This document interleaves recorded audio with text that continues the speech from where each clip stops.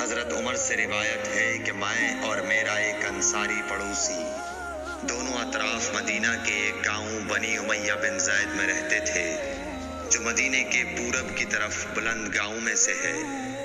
ہم دونوں باری باری حضرت صلی اللہ علیہ وسلم کی خدمت شریف میں حاضر ہوا کرتے تھے۔ ایک دن وہ آتا، ایک دن میں آتا۔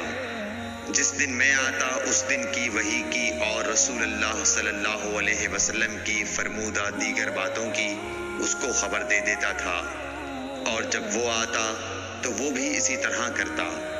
تو ایک دن وہ میرا انصاری ساتھی اپنی باری کے روز حاضر خدمت ہوا۔ جب واپس آیا تو اس نے میرا دروازہ بہت زور سے کھٹکھٹایا اور میرے بارے میں پوچھا، کیا عمر یہاں ہیں؟ میں گھبرا کر اس کے پاس آیا۔ وہ کہنے لگا کہ ایک بڑا معاملہ پیش آ گیا ہے، یعنی رسول اللہ صلی اللہ علیہ وسلم نے اپنی بیویوں کو طلاق دے دی ہے۔ پھر میں اپنی بیٹی حفصہ کے پاس گیا، وہ رو رہی تھی۔ میں نے پوچھا، کیا تمہیں رسول اللہ صلی اللہ علیہ وسلم نے طلاق دے دی ہے؟ وہ کہنے لگی، میں نہیں جانتی۔ پھر میں نبی کی خدمت میں حاضر ہوا۔ میں نے کھڑے کھڑے کہا کہ آپ نے اپنی بیویوں کو طلاق دے دی ہے؟ آپ صلی اللہ علیہ وسلم نے فرمایا، نہیں، یہ افواہ غلط ہے۔